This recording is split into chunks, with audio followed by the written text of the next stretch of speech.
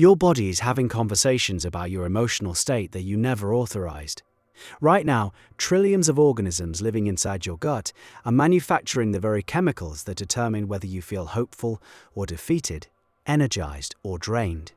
You've been working on your mindset, affirming, visualizing, trying to hold a new state of being, while ignoring the biological machinery that's voting against you every single hour. By the end of this, you'll understand why spiritual transformation and physical transformation were always the same project. Consider what's actually happening inside you at this moment. Your gut contains roughly 2 kilograms of microorganisms, bacteria, fungi, viruses, an entire ecosystem with its own agenda. And that ecosystem produces somewhere around 90% of your body's serotonin, the molecule most associated with feelings of well-being, calm, and spiritual receptivity, manufactured in your intestines. Your gut also produces dopamine, GABA, and dozens of other compounds that directly shape your emotional baseline. This means something radical for anyone practicing conscious creation. You've been told, correctly, that your mental state shapes your reality. That assumption hardens into fact. That what you feel internally projects outward into circumstance. All of this remains true, but there's a feedback loop operating beneath your awareness that either supports or sabotages every assumption you attempt to hold. Think about the last time you tried to sustain a new belief about yourself. Maybe abundance, maybe worthiness, maybe the simple conviction that good things are flowing towards you. You held it for a morning, maybe a full day. Then something shifted. A heaviness crept back. A familiar anxiety returned without any external trigger. You assumed you'd failed at the mental discipline, that your faith wavered. What if your gut flora sent a chemical signal that yanked your emotional state back to baseline? This is documented. Researchers at UCLA found that altering gut bacteria composition changed participants' emotional responses to stimuli within 4 weeks. The subjects reported different feelings, measurably different brain activation patterns, based solely on which microorganisms dominated their digestive system. Their thoughts changed because their gut changed. Now hold that finding alongside what every serious teacher of consciousness has taught. Neville Goddard said the feeling is the secret. The sustained emotional tone of your inner world determines what manifests in your outer world. He was right. And the gut microbiome is one of the primary generators of that feeling tone. You've been trying to override biology with willpower alone, like trying to drive with the parking brake engaged. Possible, but exhausting, and you'll burn out long before the destination arrives. The ancient traditions actually knew this. Fasting appears in virtually every mystical lineage. Dietary discipline shows up in every serious spiritual path. You thought those were arbitrary rules, moral tests. They were technology. Changes the microbial population, which changes the chemical messages sent to the brain, which changes the emotional state available to the practitioner. The mystics discovered through practice what the laboratory confirmed centuries later. So what does this mean practically? It means your spiritual practice has a physical dimension you've been neglecting. And your physical habits have a spiritual consequence you haven't been tracking. When you eat processed food, sugar, artificial compounds, you feed bacterial strains that produce inflammatory signals. Those signals reach your brain and generate anxiety, low mood, mental fog. Then you sit down to meditate and wonder why you can't hold the state of the wish fulfilled. You're fighting your own internal chemistry. The bacteria thriving on that diet are literally manufacturing despair as a metabolic byproduct. Flip that sequence.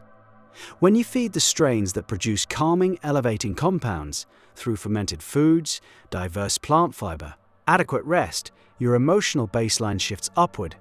Meditation becomes easier. Holding a new assumption feels natural rather than forced. The state of the wish fulfilled stops being something you strain toward and becomes something you rest in. This is where the teaching deepens beyond what most people discuss.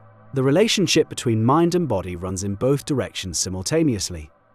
Your consciousness shapes your cells. This is well established in the spiritual tradition and increasingly supported by research into gene expression and psychoneuroimmunology. But your cells also shape your consciousness. The gut sends more signals to the brain than the brain sends to the gut. More information flows upward than downward. You've been working the top-down channel exclusively.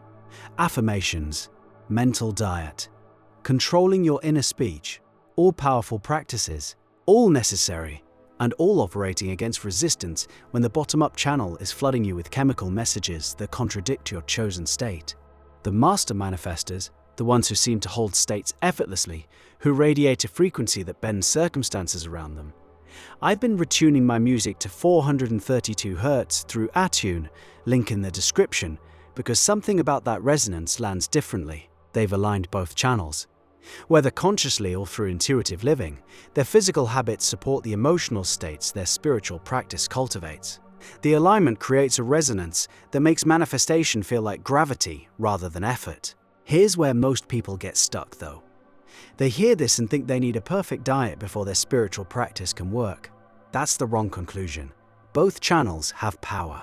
A strong enough mental state can override gut chemistry. Neville himself demonstrated this, as did countless saints and mystics living on bread and water, while radiating transcendent joy. But why make the work harder than it needs to be? You have access to both levers. Pull both.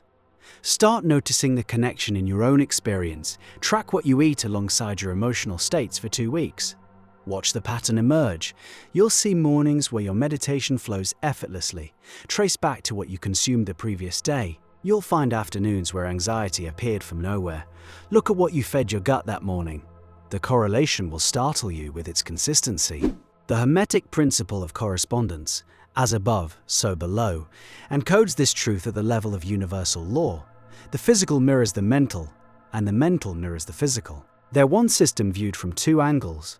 When you treat them as separate domains, you miss the leverage point where small physical changes amplify massive spiritual shifts. Consider fermented foods as a spiritual practice. Kefir, sauerkraut, kimchi, miso. These introduce bacterial strains that produce GABA and serotonin precursors directly. Within days, the emotional tone available to you shifts. Your morning meditation finds a calmer starting point. Your ability to sustain the feeling of your desire fulfilled extends from minutes to hours. The biology supports the metaphysics. Consider sleep as spiritual discipline. During deep sleep, the gut microbiome undergoes its own restoration cycle. Disrupted sleep disrupts microbial balance, which disrupts emotional chemistry, which disrupts your ability to hold elevated states. Every night of poor sleep is a withdrawal from your manifestation account. Every night of deep rest compounds your capacity to sustain the states that create new reality. And here's the piece that closes the circle. Your mental state also shapes your gut. Sustained stress, worry, doubt, fear alters gut permeability, changes microbial populations, and creates inflammatory cascades. When you indulge in negative inner speech, you're chemically altering your digestive ecosystem in ways that will make tomorrow's negative thoughts even easier to generate. The spiral works in both directions. Negative thoughts breed negative chemistry, breeds more negative thoughts, which means the opposite spiral also works. Elevated thoughts, gratitude, trust, the state of already having what you desire, produce chemical environments in the gut that favor bacterial strains associated with calm, clarity, and emotional resilience. Those strains then produce more of the compounds that make elevated states easier to access tomorrow. The rich get richer, the faithful get more faithful. The biology explains why Neville said persistent assumption hardens into fact, because the assumption literally reshapes the physical system that generates emotional states. You are a unified field. Spirit and flesh are one substance viewed from different angles, vibrating at different densities, but responding to the same laws.